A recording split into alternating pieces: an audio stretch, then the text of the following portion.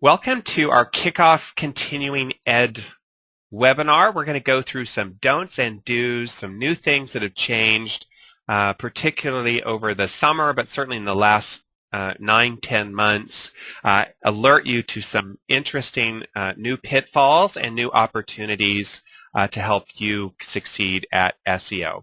So we're kind of kicking off this whole idea of continuing education. Everybody is busy. Everybody's got their real job, their regular job, and then on top of that, now we have this new responsibility, get our company to the top of Google. If we're managing AdWords, understand, what's going on, the whole enhanced campaigns thing, and then social media. Gosh, we didn't have enough to do. Now we've got to do Twitter and Facebook and LinkedIn and Pinterest and Instagram. So sort of help motivated people have an hour out of their busy day, update you on tips and tricks as we go through. We'll do lots of hands-on step-by-step stuff, and today we're going to start with sort of big picture SEO changes that have occurred in the last 3 to 9 months. So our agenda, we're going to start with the negative. We're going to start with the don'ts. There are some new gotchas going on in SEO. We deal with lots of clients, lots of students, lots of people who've taken our classes, and I have personally alerted many of them and said, oh, watch out, you're doing something that's very dangerous. It used to not be dangerous, but guess what, now it is. Then we'll go to sort of the positive things.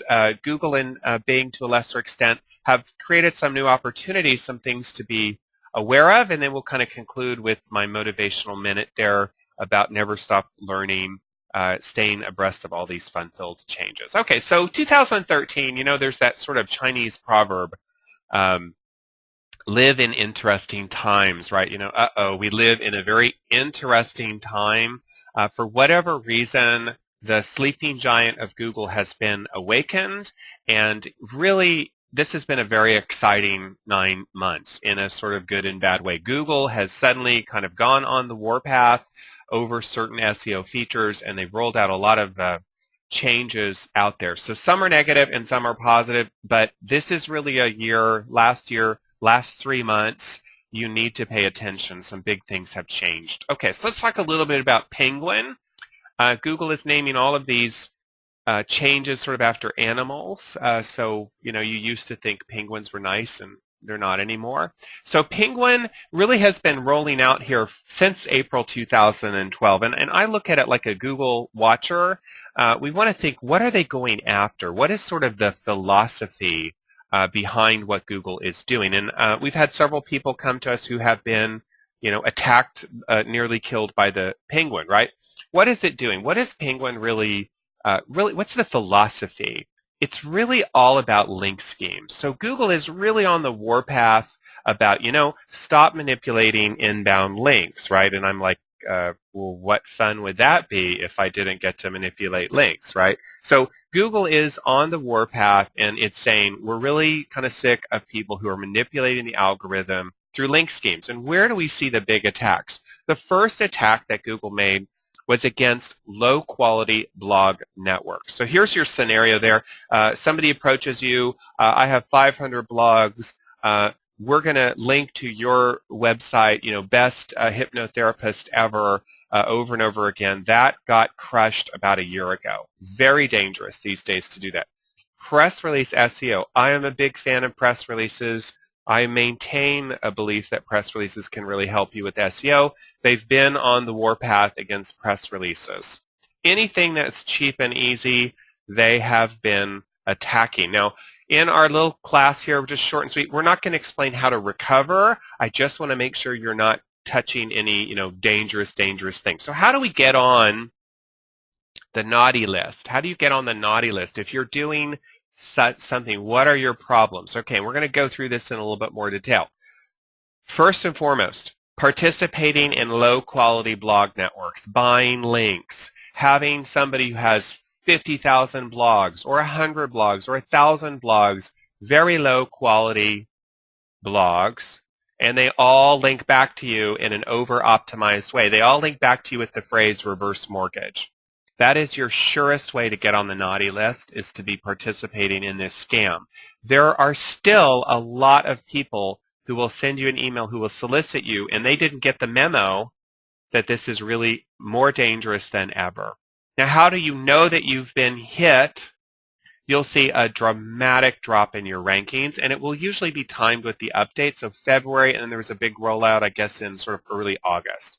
So you'll see a big drop in your rankings, and you'll see a big drop in your traffic. So that's one clue. We're on the naughty list, and then we've got to figure out how we get off of it. Now let's talk a little bit about over-optimized links. And this is something, again, from consulting that we do, from classes that I teach. I actually just finished my Stanford class this summer, which was awesome. I get a lot of questions. I understand what people are looking at. So let's talk about link structure, a little technical here. So link optimization was when you got a lot of people to link to you over a very specific phrase. So in our case, we do SEO training. We would try to get lots and lots of people to link to us over the phrase SEO training. So blah, blah, blah, blah, blah, reference equals, and this target guy, this guy right here, is the keyword you want to rank on Google. That's an optimized link. Now, they still have a lot of value, but Google is going on the warpath over optimization. We're going to look at that in detail. So that's an optimized link. Now, what other links are there? There's what's called a branded link.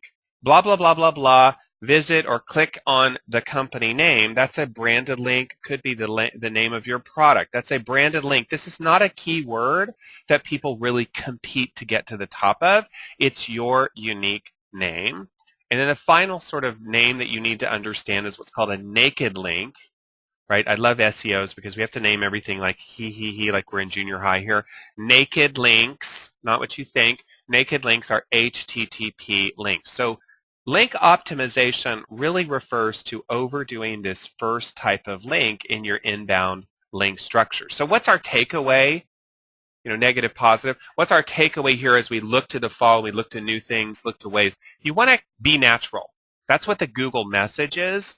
And I am a skeptic, right? They are always telling us, one thing and doing another. I don't believe everything they say. So if you're just natural and do nothing, if you're totally passive, that is not a strategy. So that's kind of what the official message is from Google is do nothing, don't manipulate links, just give us a bunch of money through AdWords. Well, that's not really, come on. That's not fun. That's not effective. So be natural, sort of. By this we mean have some optimized links, but you've got to start building non-optimized links as part of your link portfolio. So you're natural, but not, you're a little bit pushing it. That's the idea. Okay, so what are our don'ts for Penguin? And we're going to look at some examples. So first of all, if you are participating in a blog network, a low-quality blog network, you are in great danger, right? I feel like one of those aliens on Star Trek coming up to Captain Kirk.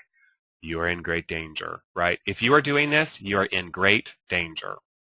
If you are over-optimizing your links, you're building 500 links that all say industrial fan, you're in danger. That is not good. And we're going to talk a little bit about the third guy, which is negative SEO, which is you're making your competitors mad at you and they go rat you out. So let's talk about some don'ts for Penguin. Let's look at what we have. So here's the links. You'll have these links tomorrow through the magic of email. You'll get these links. I have lots of links for you to look at, and we'll show some examples. So I just want to sort of show you sort of an example here. So first of all, let's start at Wikipedia. Like once you hear Google Penguin, right?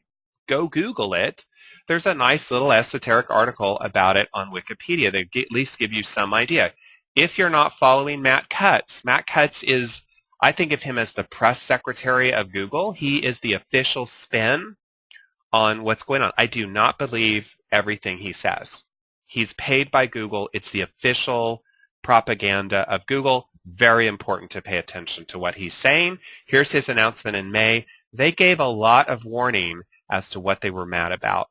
They gave a lot of warning. So that's another tip for you is to pay attention to Matt Cutts. Okay, now I have an article here on recovery examples. This is just if you've been clobbered, this is really one of the best articles that goes through and explains. So here's an example of what you'll see in your analytics if you've been hit.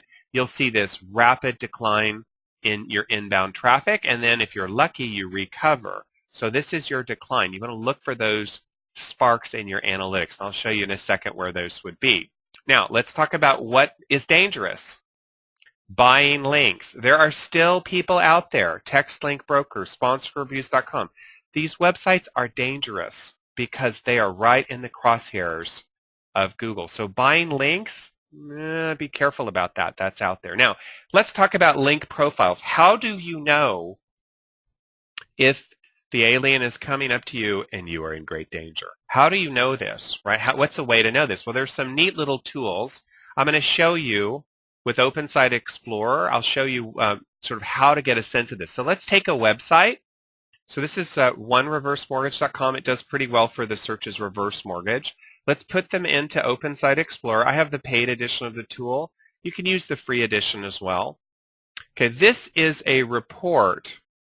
Let's do that one. This is a report for One Reverse Mortgage. Now what you want to do is put your company into this tool and look at the anchor text. This gets to your optimization. Now look at the optimization of this guy here. Reverse mortgage, reverse mortgage, reverse mortgage, right? Now let's go down here and let's look at the anchor optimization. These are your naked links.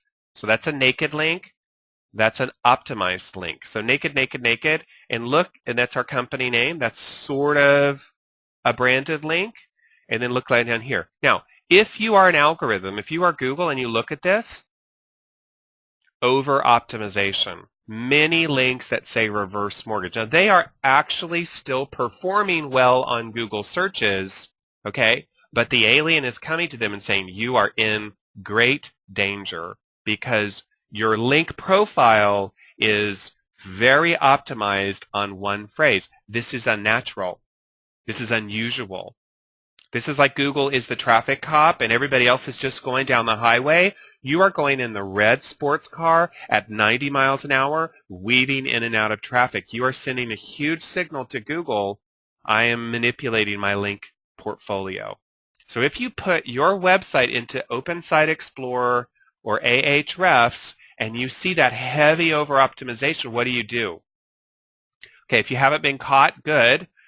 Start building links that are more natural. Build some links that say, this is a great company. Build some links that say, click here. Build some links that say, better rates on mortgages. Get some diversity into these links before you get pushed around by Penguin. Okay, so that's one way. And what's another way to find out where you stand? Webmaster Tools. You should all be signed up for Webmaster Tools. Google has done a lot of really important stuff in the last year trying to reach out to the web community. And again, I'm a cynic. I don't believe everything that they tell us. I don't believe that they love SEO because they love AdWords, right? But by signing into Webmaster Tools, they will give you information on your website. So I just want to show you. So sign in. I'm going to look at our corporate website. Go over here to search traffic, links to your site, and they will tell you what people are linking to get to your website. And you can see here our regular website is pretty good. We don't have just zillions of links that are all over-optimized on one or two phrases. And you can see we have pretty good diversity in our links from sort of a Google perspective. So this is another way in Webmaster Tools, do a checkup right before you lose your job because the boss comes to work saying your site has been destroyed. Do a checkup and look at what the anchor text is for your links, and you can do that in Webmaster Tools. Again, sign into your Webmaster Tools account. Go back to Webmaster Tools main screen here. Sign into your Webmaster Tools account, drill down, go over to search appearance, search traffic, links to your site, and then pay attention. This is a clue. Google's talking about how sites are linked to you. Look at your website versus others. Are you the red sports car that's driving, 80 miles an hour? If you are, throttle it down a little bit. Throttle it down a little bit, okay? Now, what else can happen? Let's look at Google Analytics. Now let's talk about the dramatic drop. And we had a dramatic drop. This is why it's sort of fun what we do. We had a dramatic drop because we had a manual penalty applied. We drove a little bit too fast. The police guy pulled us over, and we were like, what? What are you talking about? Oh, we're going a little too fast? Oh, I didn't realize that. Okay, here's the dramatic drop. Look at this dramatic drop. This was the manual penalty. We restructured our website, and now we've recovered, and we have different web portfolios. This is what you'll see. This is your sign in Webmaster or in Analytics. Uh-oh, we've been pulled over. Not the end of the world to be pulled over. I mean, it's not the end of the world. You can recover, but it happens, and you want to be aware of it, what's going on, and you see that dramatic drop in Analytics. That's from a manual penalty. That's from a manual penalty, okay? So Penguin, the don'ts here are the blog networks, the over-optimization links, and we'll talk a little bit about this whole competitor angry issue in a second. Let's talk about Panda, the other update that's been coming along. Panda's not as dangerous. Panda is, I call Panda revenge of the English teacher. Panda is attacking badly worded content. I have some examples for you of badly written content. Okay, so let's look at this content. So this is a blog network. The blog network is creating links. There's this person who maybe he's either a fake person or he really is a bad writer. I'm not sure which. Now, read out loud what's on this blog, okay? The bigger picture of this question is, what is internet marketing? Simply, it's marketing a business online via website where you're looking forward to stimulating your constituents to select your goods and services over the competition. Okay, if you read this aloud, you realize he's crazy, right? It's a crazy, crazy, crazy written content. It uses strange words, the word structure is bad, it violates grammar. This is what Panda is really attacking, is low quality content. Okay, I have some tools here, Grammarly and Proofbot. If you have hired someone, and let's be honest, you did not spend very much money on that person, and maybe they're not a native English speaker, and I love people who are not native English speakers. I used to live in Hungary. I lived there for 2-3 years. I know how difficult it is to speak another language. But if they're not native English speakers and they're writing a website and the website is not very well written, you could be in trouble with Panda. If you're using article spinning, which is where somebody writes one article and then it gets rewritten over and over and over again, this is an example of Panda danger. So read this guy out loud, and it's bizarre. And if you think that Google is not smart enough to run websites through grammar checkers, right, you're crazy. They run the website through grammar checkers, and this gets to the positive. We've got to create better content. Revenge of the English teacher. Subject, verb, object, natural syntax, clusters of words that people actually use in real life. That's what Panda is attacking. It's attacking low-quality content, especially article spinning, but also badly written, resyndicated, duplicate content. And they're more aggressive than ever. Now, Panda, what are the don'ts here? Low-quality writers, stealing contents, article spinning. Now, I put in here, I eat bamboo, penguins eat live fish, right? Get the difference? Penguin is much more dangerous, much more difficult to deal with. Panda is really an attack on just stupidity, bad writing. So it's not as dangerous, but it is out there. Let's talk a little bit about negative SEO. So Penguin and Panda had a baby, and the baby is called negative SEO, and this is coming, bigger and bigger and bigger and bigger. I just watched a video yesterday by Matt Cutts, and he was talking about no-follow links, and he implied in there, oh, your competitors complain about you. They have set up a system where your competitors can go and complain about you to Google. Enough people complain, Google, if you're in trouble, you'll get a manual penalty. So this is like when you're driving down the road, right here in California, it says, report drunk drivers to 911. This is sort of the idea. We can now self-report, rat each other out to Google, and that's what negative SEO is. So let's look at that. Now, how do you know? First of all, inside of Webmaster Tools, let's look back in Webmaster Tools. You should all sign up for Webmaster Tools. You should all turn your alerts on. When you log into Webmaster Tools, it will alert you that you are in trouble. It will alert you. This is a website we're only using sort of as fulfillment. I don't care that it's not on Google. the reason it's mad is it's saying you're not on Google. I don't want it on Google, but that's the sort of idea. Now let's look down here. In your Webmaster Tools, Site Messages, they will tell you you are now on the naughty list. So your competitor rats you out, you can get on a manual spam action. I kind of consider it a badge of honor, right? We were threatening enough that the little weasels had to go complain about us to Big Daddy Google, right? You could go on and on about what this tells you about Google's philosophy, that it should allow people to do this, but that's what's going on. Now, how do you do that? I have the tools here.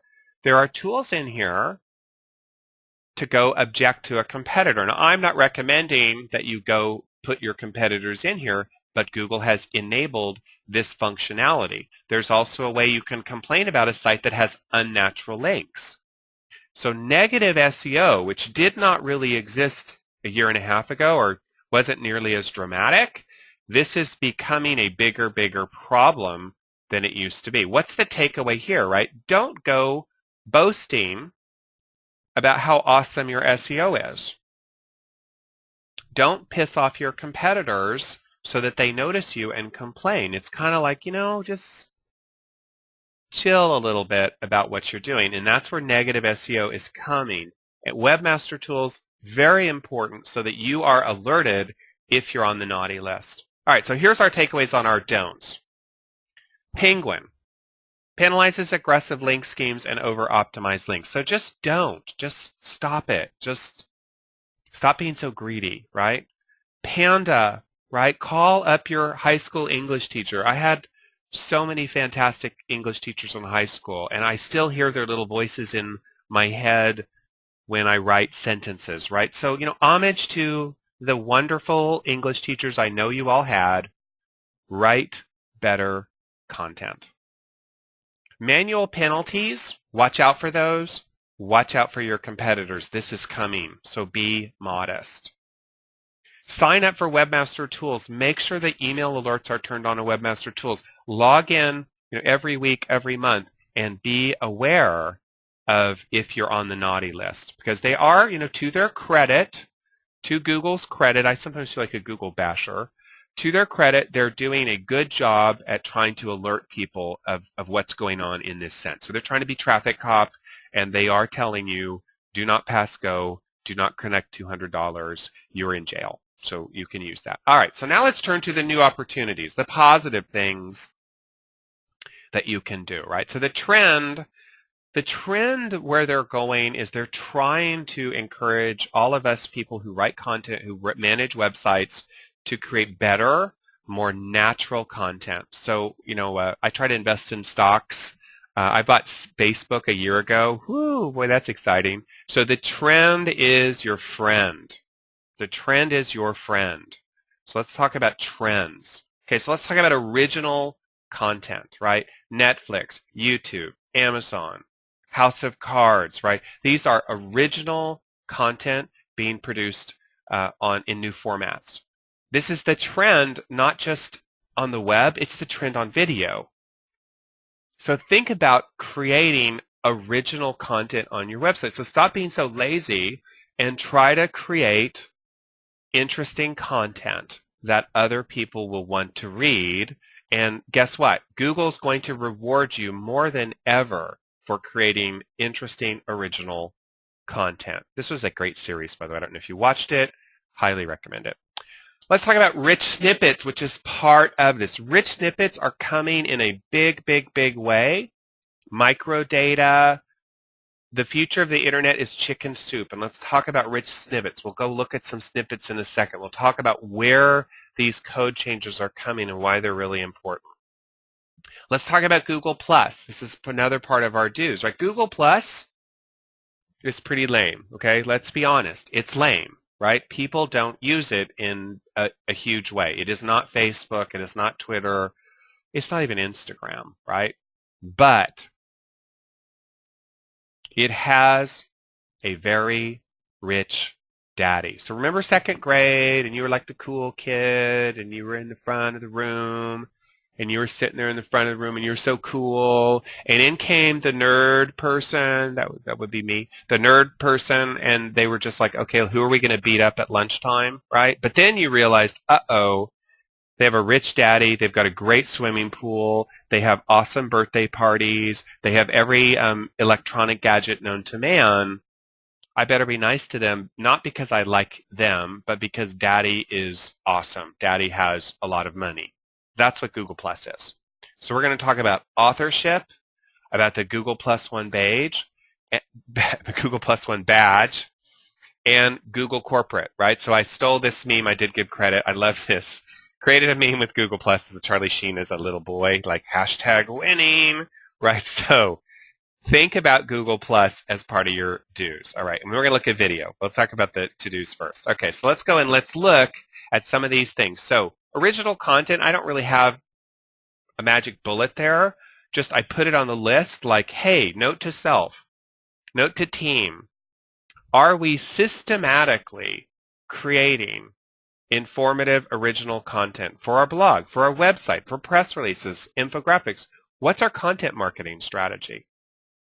What are we doing in terms of content? Do we have a content marketing strategy to produce interesting content? If the answer is no, to do, go create content. Okay, now let's talk about rich snippets. This is more structural elements, and let's talk about this. I gave a talk to the Northern California Book Publishers Association, super, super smart, fun, wonky people in San Francisco that promote books, and we talked about the future of books, and I said, hey, you know the future of the internet? It's chicken soup, and let's talk about why. So let's do a search for chicken soup, and let's just notice what's going on here. Now, you want to be a Google detective. I teach everybody that takes my classes, stop and smell the flowers, stop and look.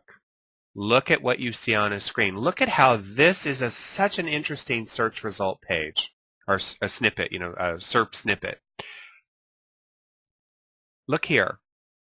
Star, star, star, rating 4.5. Look at this right here. Tells you the calories. Where is that? It has 115 reviews. Now open that page up. Open that page up and look at that page. Look at that page. Look at that, 115 reviews. Look at that picture. Oh, that looks good. I'll have to eat that for dinner. Look at that picture. Look at that picture.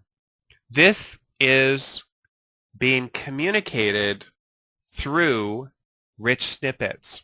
So they're telling Google, hey, Google, this recipe has 115 reviews. It has 152 calories. It has a rating of 4.5. These are the site links which are being controlled through Webmaster Tools. That rich snippet is coming to your keywords. Google is more and more interested in authoritative websites that communicate to it things like ratings, things like the calorie count, things like the movies. Have you ever done a movie search like on Google? Right, just go to Google, type in, movies, and look at how you see this structured data coming out. You start to see structured data. Look at this right here. Like, let's leave. Let's go see Elysium. It's just down the road from us. That structured data is being driven by rich snippets. So I have a link for you because there's more than I could possibly explain. I have a tutorial that I did. This was for the book people, and it's about rich snippets, microdata, architecture, and I have sort of tips and links about how that is being enabled and how you can turn on those rich snippets so that you start to have pictures of your products, ratings of your products, show times of your products showing on your Google searches. This is really cool, and it's coming based on rich snippets based on schema.org. So do a search for chicken soup. Take this search into your boss and say, look, this is the future of where the web is going in terms of Google search, and we want to be ready for that future. To-do list, let's enable at least ratings. If you have ratings, maybe you have some other features that you can enable. That's through rich snippets, microdata. Okay, microdata. I also have a link to you, wonderful article by SEO Gadget goes through all the gory details of how rich snippets work. Awesome article. This is, kudos to them. This is what you show to your web guy, and you say, this is what I want to show on our SERP results, our Google search results. So that's rich snippets, super important, coming in a big way. Okay, now related to rich snippets. Related to rich snippets. I always think about, like, what do they do in their meetings at Google, right? And they have a little meeting, and in the meeting they say, oh, we're really mad at all those crappy link schemes. Okay, action item, guys. Attack crappy link schemes. Okay, the Google search engine is really boring. We want to flesh it out with pictures and reviews and calorie counts. Okay, action item, let's enable authorship. So they're trying to improve Google. You want to not fight them, work with them. Pay attention to what they're doing and leverage what they're doing. Google Plus. How many meetings do you think occur at Google in which they go, gosh, those guys down the road, Facebook, have an awesome social network, right? Facebook, and ours sucks. How do we get Google Plus to grow? How do we get people to come on our lame social network? Just like the rich daddy would say, gosh, Junior keeps getting beaten up on the playground, and I'm tired of him getting beaten up. How can I help Junior? Okay, I'm going to enroll him in karate classes. That's long term. I'm going to throw an amazing birthday party at our amazing pool with free Nintendo games for everybody who shows, and that's how I'm going to try to help out my, little pathetic child. Same stuff is going on at Google around Google+. So what are the opportunities that they're trying to get for us? Now let's look at a Google search, and I want to show you want to be a Google detective. You want to pay attention to how things work. So let's look at this search. I just did a search for enhanced campaigns, which is what rolled out with AdWords. Start to notice people's picture. So here's Jenny Marvin, 148 circles. So those pictures, those have been around now for a couple years.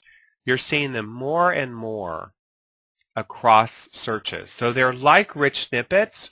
They're being driven by what? They're being driven by Google Plus personal account. So this is this guy's, David Moss, personal account on Google+.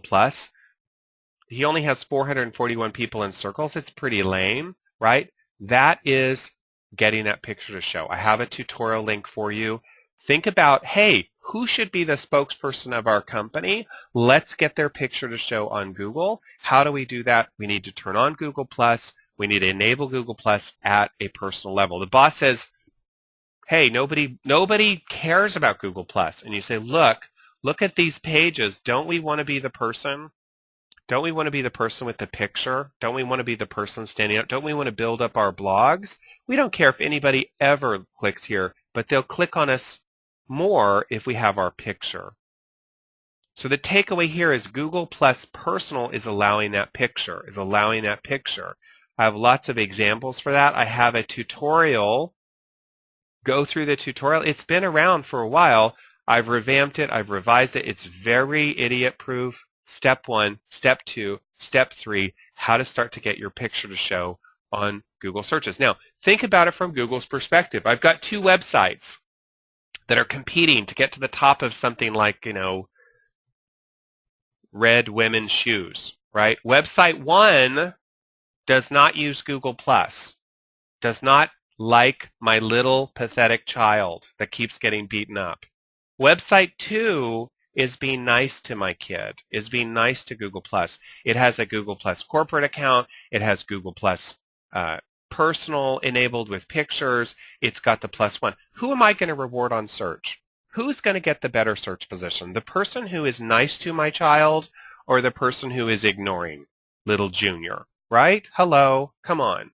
That's what you want to think about. So on your to-do list, let's talk about enabling Google+ features. And let's talk about Google+ features. So here's our corporate website.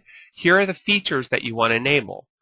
Your Google +1 button. Those allow people to vote that you're cool, that you're important. So on your to-do list for the fall, I know that you have so much copious spare time because it's the fall, right? Our phones are ringing off the hook. Okay, so you make a list, enable Google +1 button. I've got the link for you In the materials, I've got a link right to the Google +1 button. You go to your web developer, I want this on every page. Boom, done. That's a way of signaling to Google, we like Google+. That's the +1 button. What else do you do?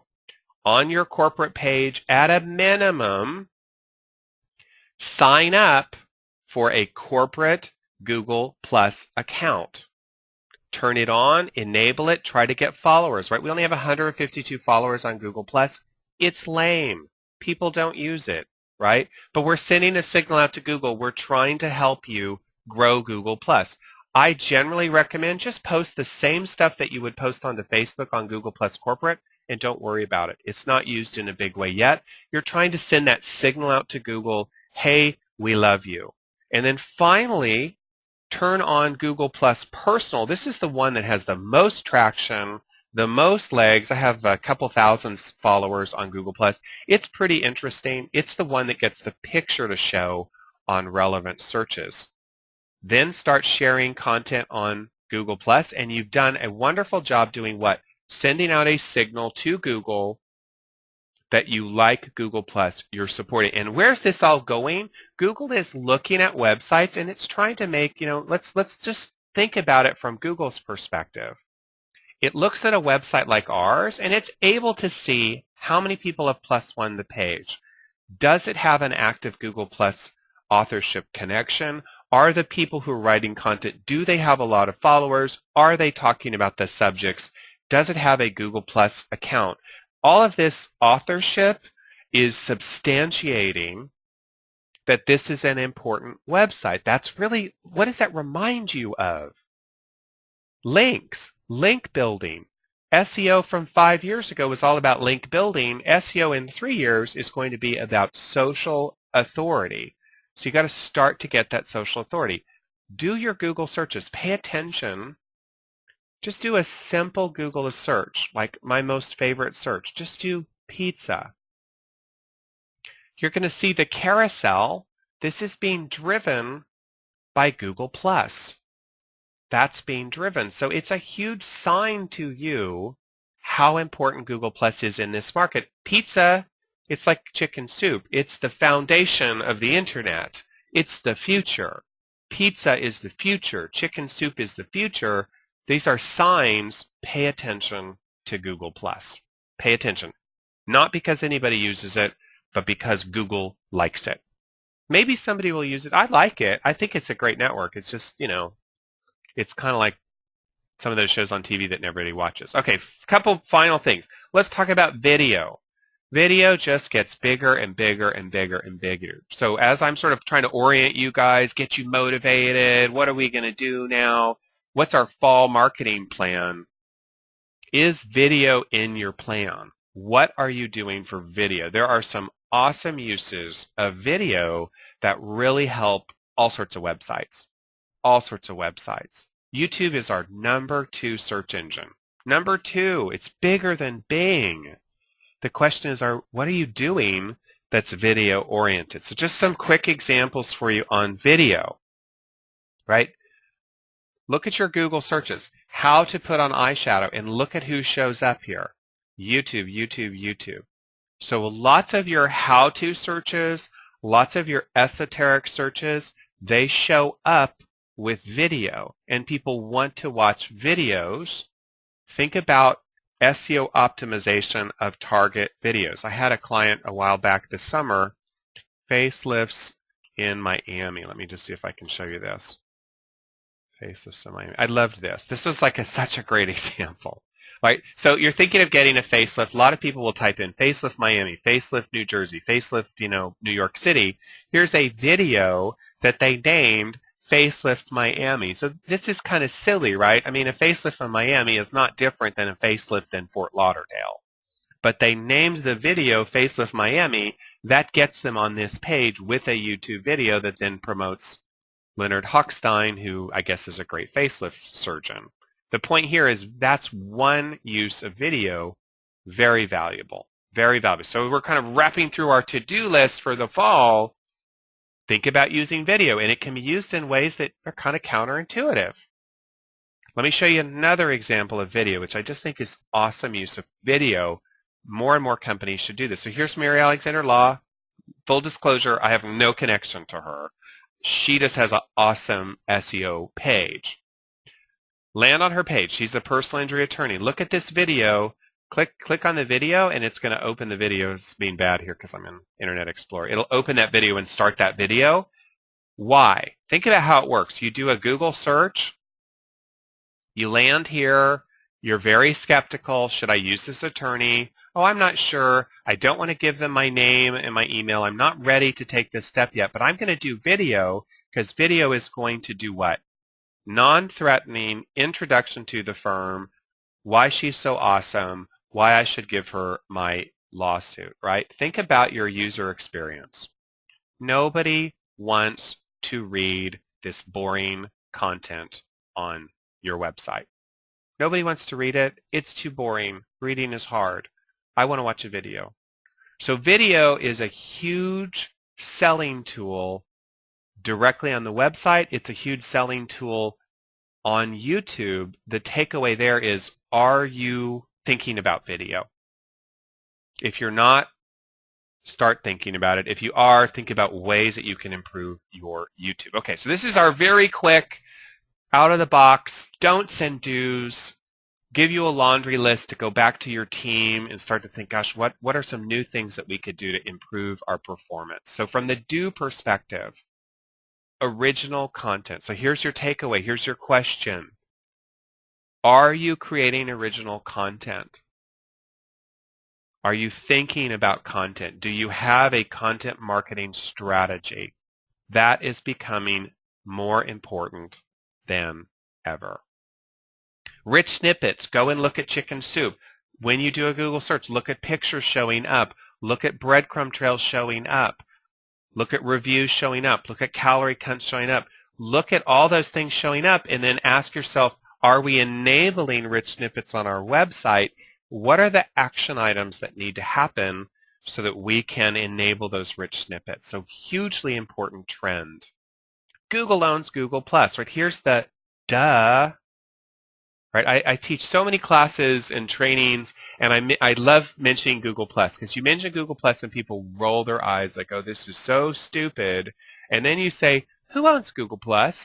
Google. Do you want to be at the top of Google? Yes. So why are you being mean to their baby? How is that going to work, right? Oh, so duh, turn on Google+. Do all the things you need to do to get Google+ going. Everything video, because people don't like to read, right? This is sort of the flip side of the shout out to my English teacher. I love to read. A lot of people don't. They like video. So people don't like to read. Enable video. It's a great way to start that customer up your sales ladder. So those are our do's and don'ts. Now let's sort of wrap up. I love the fall because I have an education bent in my mind. So it's like back to school, back to learning, back to work. You know, it's an exciting time of year. So let's sort of think of where we're going. So SEO, it's fun because it keeps changing, right? It would be so boring if it was the same. It's not. This is such a dynamic thing to pay attention to. So what's the flip side of something that keeps changing? Make a commitment to never stop learning. You have to keep learning to stay abreast of all these changes. You've got to make that part of your process. After this webinar, if you're doing any of the don'ts, urgent, go tell your team, watch out, let's evaluate. What are we doing? Make sure we're not driving 90 miles an hour in the red sports car. The do's, not as urgent, but as soon as you can. Are you doing Google+? Are you doing rich snippets? Are you doing YouTube? Think about those do's in a longer-term direction. So we're trying to build out all of our content. We're working really hard on YouTube. We got all this stuff linked to you from our website. Just click on the free tab. We're going to be coming out with a new webinar on Penguin in about 2 weeks. We're going to be starting our classes. Shameless pitch. If you haven't taken our classes, of course, they're awesome. So hopefully you can take those in October. We'll have just a few time for questions. Any questions I don't get to, I'll answer by email. I'll let Noelle take the mic and ask questions and comments from the audience. Okay, thank you, Jason. So let's see, we do have a lot of questions. So let's see. I'm just going to read them as I see them. This person says, if I have content on site A and decide to move that content to site B, how can I avoid duplicate content penalties? Okay, great question. So duplicate content, a lot of people are freaked out by duplicate content, and there's lots of sort of esoterica on duplicate content. First and foremost, where you get into your most trouble is where you have cookie cutter content. The same content, just very, very minimal changes. You see this a lot with cities and towns. People will roll out 8,000 pages for individual cities and towns. That's sort of a negative where you can get into trouble. Now, let's say you're moving content around. The answer is really, it's called a canonical meta tag. So you can use the canonical meta tag as a way to tell Google, this is the original content, this is the new content, this is where the content goes, this is the new link for that content. So that canonical meta tag is how you communicate to Google, hey, I've moved this around and here's the official location, but I still want to have duplication across the web. That gets you, stays in the good graces. So that's the answer to that question, canonical meta tag.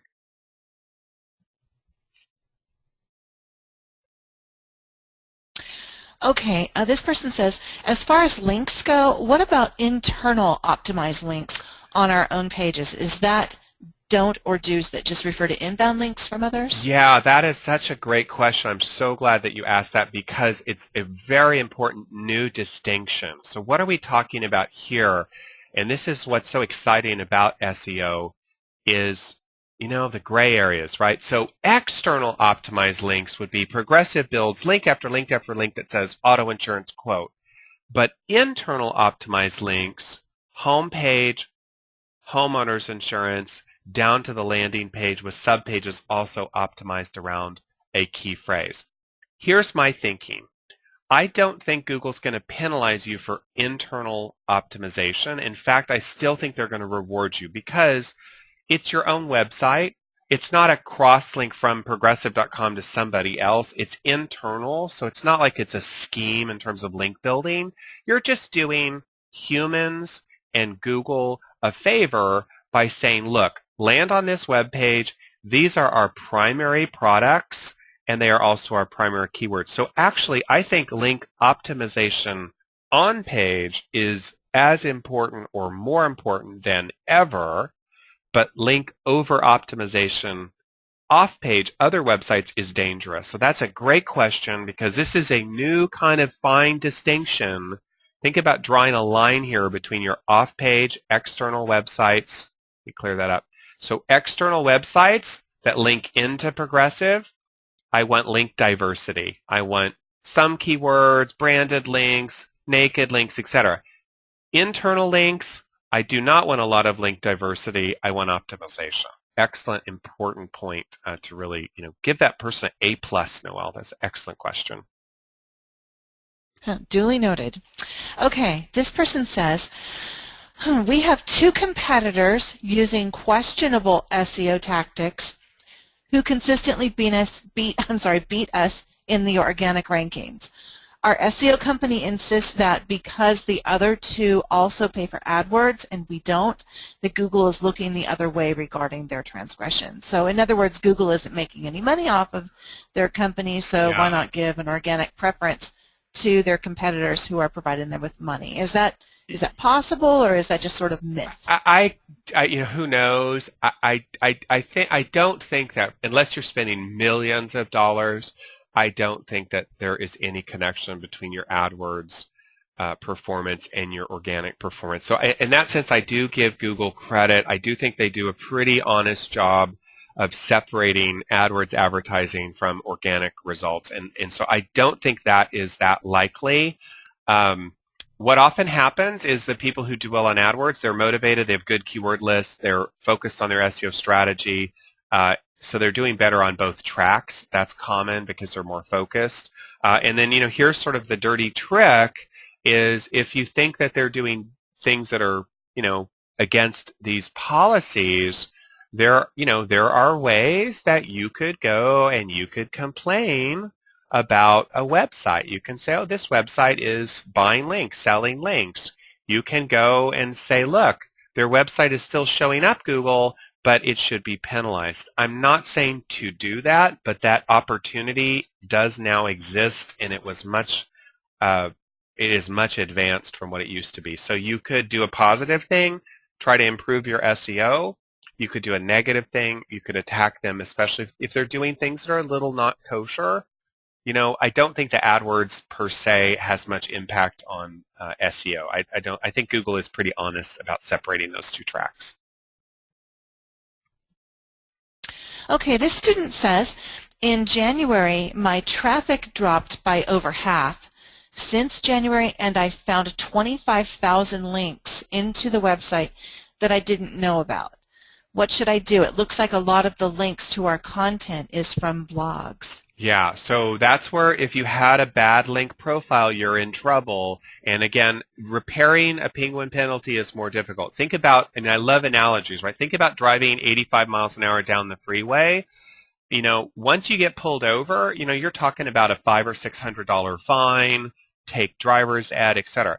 The best thing to do is not get pulled over, right? That's by far the most important thing to do. So if you're not in trouble yet, watch out for link diversity. If you are in trouble already, then you have to recover from a penguin penalty. This is one of the tools that is used. Again, that's very technical. Don't just go willy-nilly do this. But there are ways to get out of a penguin penalty if you're in there. We don't really specialize in that. I do help some companies with it. It's a very technical process, and it depends, were you driving 80? Were you driving 100? Were you drunk? I mean, there's different degrees of being penalized. So if you have that problem, the search to look for is something like, recover from penguin, and you're going to see searches that talk about how you recover. So you have a recovery issue, it sounds like. And, for most of us, fortunately, I'm trying to prevent you from getting in the doghouse in the first place. Okay, kind of staying with the link issues. There's a lot of link questions. Okay, this person says, you've said not to hammer one keyword or group based on same keywords in incoming links. What if you hammer, say, 15 keywords in incoming links to 15 pages on one site? Will doing this have the same negative effect, or is that okay?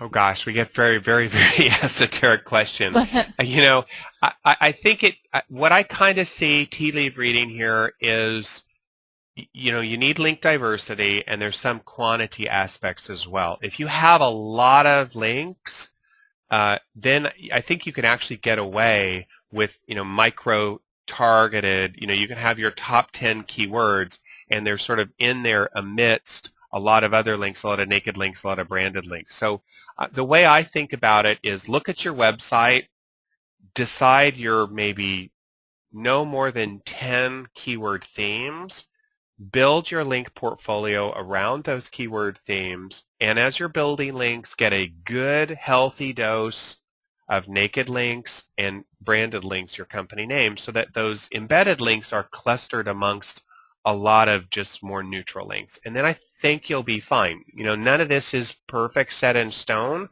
because, what is Google's official policy? You should do nothing, right? What's the official policy of the government? We should all drive the speed limit. That's the official policy. What's the reality? Everybody speeds. And we all know you can go, 5 miles faster than the speed limit, you'll be fine. 10 miles, man, not so much. So it's the same idea. The official policy, none of this is okay. The reality is, little manipulation. So no easy answer on that one.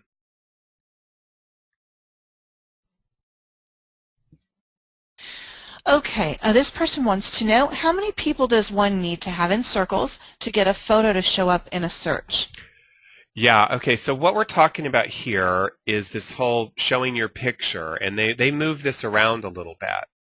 They actually it looks like they just changed it so it doesn't show on home pages very much. Now, the best answer is always go and look. This lady only has 109. I've seen a lot of people 10 followers, 5 followers, and their picture will show. So right now, especially if it's not a real competitive search, if you're in a very niche search, what I have found is they're pretty lenient. 3 people, 4 people, something like that can show. It's more about turning it on, doing the correct enabling, which I explained in my tutorial, and then you'll show. Again, they realize a lot of people are using Google Plus, so right now the threshold is pretty low on the picture. Maybe time for one more, Noelle. Okay, here we go. Let's see. Hold on one sec. I'm going to put you on hold for one sec.